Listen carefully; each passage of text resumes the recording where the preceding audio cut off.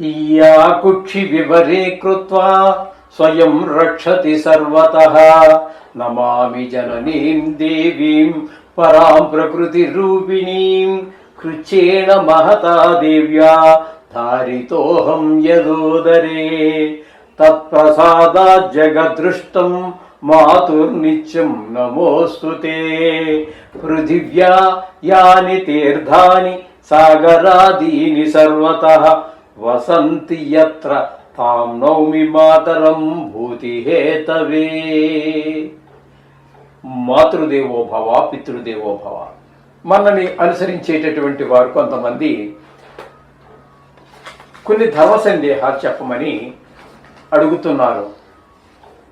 వాటి గురించి ప్రస్తావన చేద్దామని ఒక నా వంతు ప్రయత్నం నేను చేస్తున్నాను. ఇక్కడ గరుడ పురాణం, దీన్ని ఎలా మనం చూడాలి? కొంతమంది ఇంటిలో పెట్టుకోవచ్చు అంటున్నారు, కొంతమంది ఇంటిలో పెట్టుకోకూడదు అంటున్నారు. మరి అది చెప్పేవాళ్ళు పండితులు చెప్తున్నారు. అంటే ఎవరు పండితులో మాకు తెలియదు. మాకేదైనా ఒక విషయాన్ని చెప్పేవారిని అందరినీ కూడా పండితులుగానే మేము భావిస్తున్నాము. అందులో ఎవరిలో ఎంత పాండిత్యం ఉందనేటటువంటిది మేము నిర్ధారణ చేయలేము. కాబట్టి మీ నోటి ద్వారా మీ మీద నాకు నమ్మకం ఉంది, అంటే నా మీద వారికి నమ్మకం ఉన్నది, అందుచేత మీరు చెప్తే బాగుంటుంది అని అడగటం జరిగింది. దానికి మనం ఇచ్చేటటువంటి ఆ ధర్మ సందేహానికి ఏమిటి అనేటువంటిది మనం తెలియచేసే ప్రయత్నం చేద్దాం. ధర్మం మనిషి ఎలా జీవించాలి అనేటటువంటి విషయాన్ని తెలియజేస్తుంది. కర్మ సిద్ధాంతం మరణానంతర గతిని తెలియజేస్తూ ఉంటుంది. కర్మ సిద్ధాంతం మన కర్మ, పూర్వకర్మను బట్టే మరుజన్మ రావటం, అక్కడ సుఖాలు అనుభవించటమా, కష్టాలు అనుభవించటమా, ఇట్లాంటి విషయాలన్నీ కూడా కర్మ సిద్ధాంతం తెలియజేస్తూ ఉంటుంది. మళ్ళీ మరుజన్మ ఒక ఇంతకంటే మనిషి కంటే మంచి జన్మైనటువంటి గోవు లాంటి జన్మ లభిస్తుందా, లేకపోతే మనం చేసే పనులను బట్టి హీనాతి హీనమైనటువంటి రకరకాల యోనుల్లో జన్మించటమా అనేటువంటి విషయాన్ని కర్మ సిద్ధాంతం నిర్వహిస్తుంది. ఇక్కడ గరుడ పురాణం అనేటటువంటిది 18 పురాణాలలో అత్యంత ప్రాముఖ్యమైనదిగా, దేనికి దాని ప్రాముఖ్యత దానికి ఉంది, కానీ అత్యంత ప్రాముఖ్యమైనటువంటిదిగా, ఒక మనిషిని మనిషిగా నిలబెట్టేదిగా, మనిషిగా జీవించేదిగా తయారు చేసేది గరుడ పురాణమే.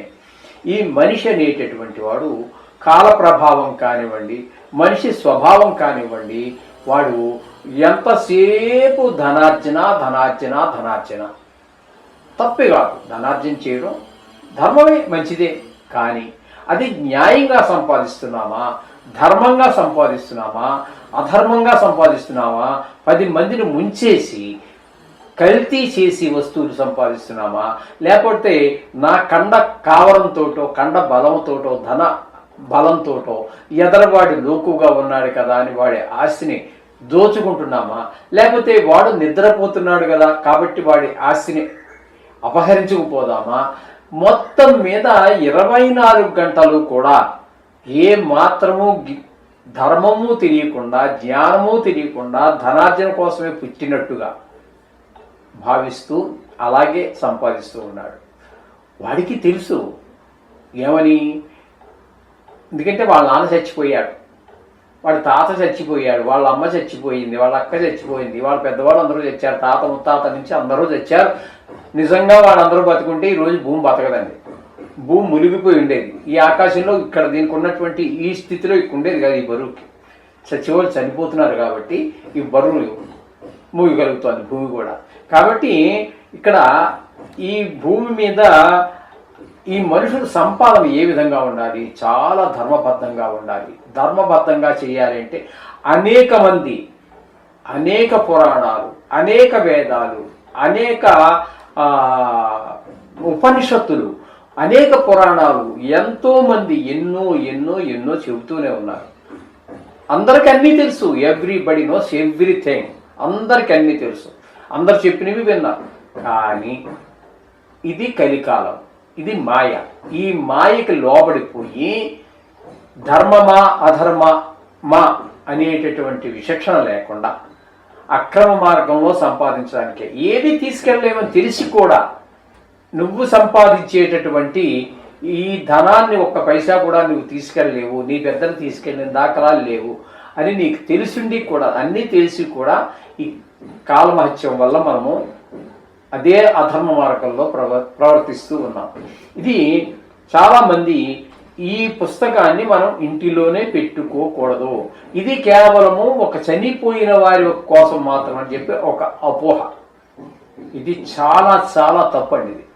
ఇది బ్రతికున్నవాడు ఎలా బతకాలి, న్యాయంగా ఎలా బతకాలి, ధర్మంగా ఎలా బతకాలి అనేటటువంటిది తెలియచేసేటటువంటి పుస్తకం.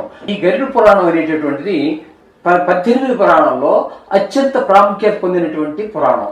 అందులో సందేహమే లేదండి. ఎందుకంటే మనిషి చనిపోయిన తర్వాత ఎట్లా ఉంటాడు, బతికున్నప్పుడు ఏ పనులు చేస్తే ఎటువంటి ఫలితాలు పొందుతాడు అనేటటువంటిది డైరెక్ట్గా సాక్షాత్తు విష్ణుమూర్తే తన నోటితో గరుత్మంతుడికి, తన వాహనమైనటువంటి గరుత్మంతుడికి చెప్పినటువంటి విషయం ఈ గరుడ పురాణం.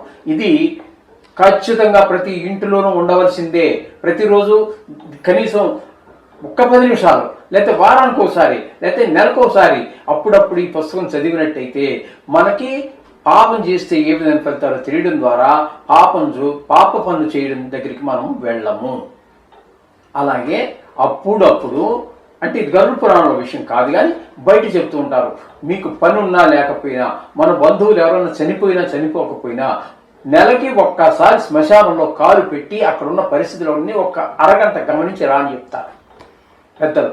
ఎందుకని అంటే వాడు అప్పటి వరకు ఆ ఊరిని శాసించినటువంటి వాడు, దేశాన్ని శాసించిన వాళ్ళు కొంతమంది, ప్రపంచాన్ని శాసించినటువంటి వాళ్ళు కొంతమంది, వీళ్ళందరూ కూడా చనిపోయారు. వాళ్ళని పూడ్చిపెట్టో, దహనం చేసో, ఖననం చేసో ఏదో చేశారు. వాళ్ళు ఎవ్వరూ ఏమీ తీసుకెళ్ళలేదు.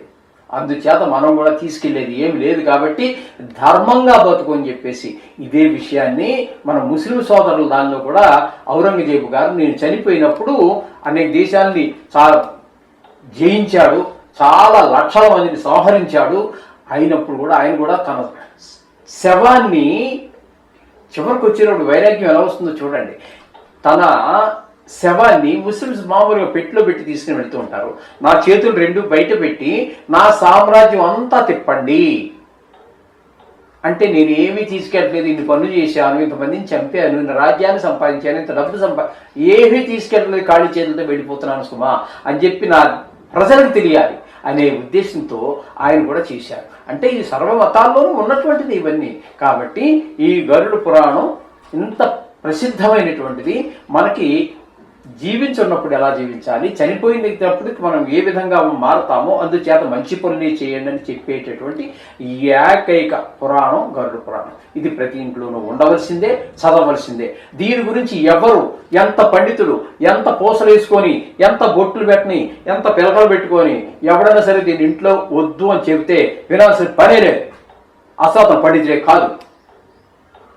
ఖచ్చితంగా మీరు ఇంట్లో పెట్టుకోండి, చదవండి. మీ బుద్ధిని అంటే మన బుద్ధి ఒక్కవేళ చెడు వైపు మలుతున్నట్టయితే మంచి వైపు మళ్ళీ అవకాశం ఇచ్చేటటువంటి ఏకైక గ్రంథం, ఏకైక పురాణం ఈ గరుడ పురాణమే.